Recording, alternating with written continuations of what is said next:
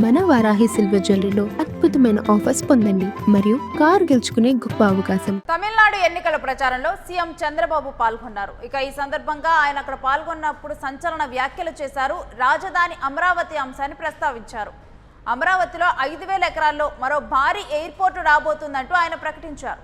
భవిష్యత్తు అవసరాలను దృష్టిలో ఉంచుకొని 5,000 ఎకరాల్లో ఎయిర్పోర్టు నిర్మించబోతున్నట్లుగా ఇదొక భారీ అంతర్జాతీయ విమానాశ్రయం, దీనికి శ్రీకారం చుడుతున్నామంటూ సీఎం చంద్రబాబు చెప్పారు. ఇక బెంగళూరు, హైదరాబాద్ వంటి నగరాల్లో 2,500 ఎకరాల్లో భారీ ఎయిర్పోర్టులు ఉన్నాయంటూ చెప్పడం జరిగింది. ఇక బెంగళూరు, హైదరాబాద్ నగరాల్లో పెరుగుతున్న రద్దీ దృష్ట్యా రెండో విమానాశ్రయం పైన ఆలోచన చేస్తున్నామంటూ సీఎం చంద్రబాబు చెప్పారు. ఇక కోయంబత్తూరులో కేవలం 500 ఎకరాల్లో విమానాశ్రయం ఉంది. అంటే కోయంబత్తూరు గ్లోబల్ హబ్గా ఎదగాలంటే అమరావతి తరహాలోనే 1000 ఎకరాల్లో ఒక మెగా ఎయిర్పోర్ట్ విస్తరణ అత్యవసరం అంటూ సీఎం చంద్రబాబు చెప్పారు.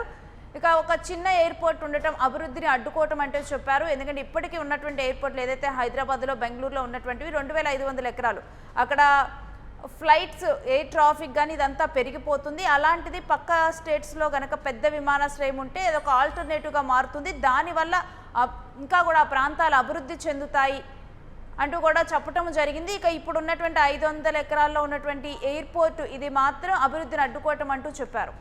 అమరావతి తరహాలో 5,000 ఎకరాల్లో అవసరం ఇక్కడ కూడా అంటూ కూడా వ్యాఖ్యానించడం జరిగింది. దీనికి సంబంధించినటువంటి డీటెయిల్స్ మా ప్రతినిధి కిరణ్ అడిగి తెలుసుకుందాం. ఎస్ కిరణ్, తమిళనాడు ఎలక్షన్ క్యాంపెయిన్లో పాల్గొన్నటువంటి ఏపీ సీఎం చంద్రబాబు అమరావతి మీద కొన్ని ఆసక్తికర వ్యాఖ్యలు చేసినట్లుగా తెలుస్తోంది. ఈ పూర్తి డీటెయిల్స్ ఏంటి?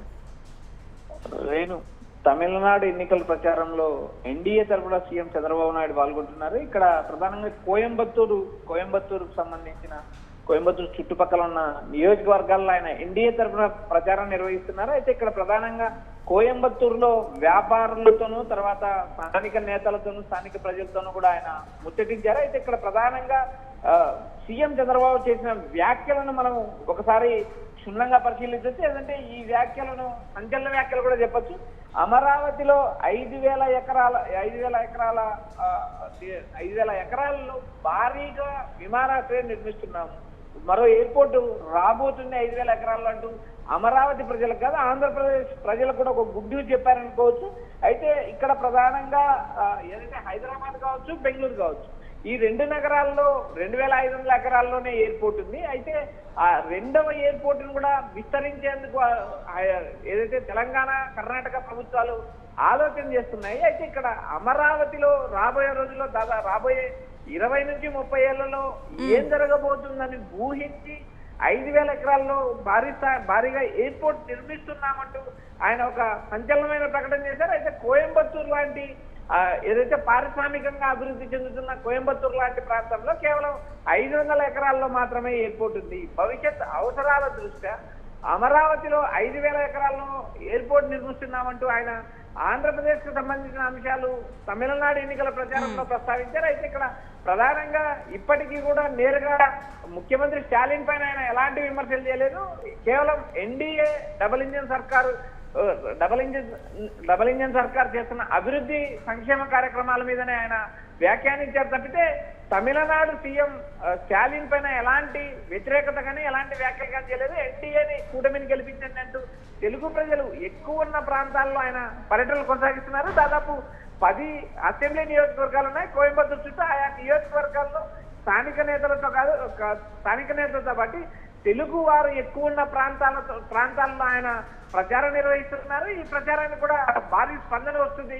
అయితే ఇక్కడ రాబోయే ఎన్నికల్లో ఎవరు గెలుస్తారో ఎవరు ఓడిపోతారనే అంచనాలు పక్కన పెడితే ఆ రాష్ట్రానికి సంబంధించిన ఒక మంచి గుడ్ న్యూస్ చెప్పారని ఒక చర్చ అయితే నడుస్తుంది. రాబోయే రోజుల్లో అమరావతి అభివృద్ధి చెందే అవకాశం ఉంది. అమరావతి రాబోయే 10, 15, 20 ఏళ్లలో ఎలాంటి అభివృద్ధి జరుగుతుంది అనే అంశాలు కూడా ఆయన ప్రస్తావించారు. అయితే ఇక్కడ ప్రధానంగా 1000 ఎకరాల్లో ఎయిర్పోర్ట్లు నిర్మించాల్సిన అవసరం ఉంది. తమిళనాడులో కేవలం 500 ఎకరాలు, 1000 ఎకరాల్లో మాత్రమే ఎయిర్పోర్ట్లు ఉన్నాయి. అక్కడ ఆ ప్రాంతం జనాభా పెరిగింది, ఎయిర్పోర్ట్ల రద్దీ పెరిగింది.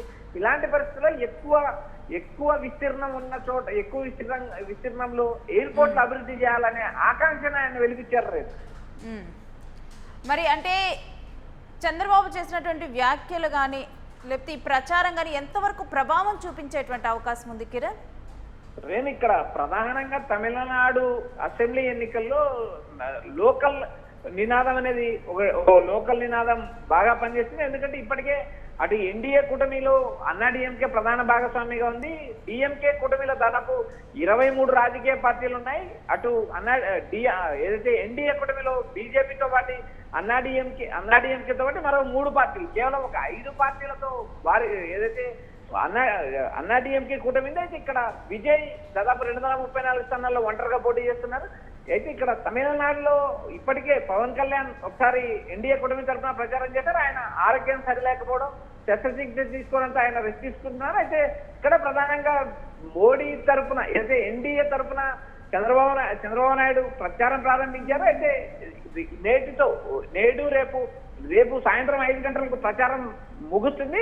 ఎన్నికలు ఈ నెల 23వ తేదీన జరుగుతున్నాయి. అయితే ఇక్కడ చంద్రబాబు నాయుడు కేవలం తెలుగు ప్రాంతాల్లో ఎక్కువ పర్యటిస్తున్నారు. తెలుగు ప్రాంతాలకు సంబంధించిన పలు సామాజిక వర్గాలు, అటు కమ్మ సామాజిక వర్గంతో పాటు ఏదైతే కాపు సామాజిక వర్గం కూడా ఎక్కువ ఉన్న ప్రాంతాల్లో పర్యటనలు కొనసాగిస్తున్నారు. అయితే ఎన్డీఏ కూటమికి ఏమాత్రం విజయావకాశాలు ఉన్నాయా అనేది చెప్పలేని పరిస్థితి. ఎందుకంటే అక్కడ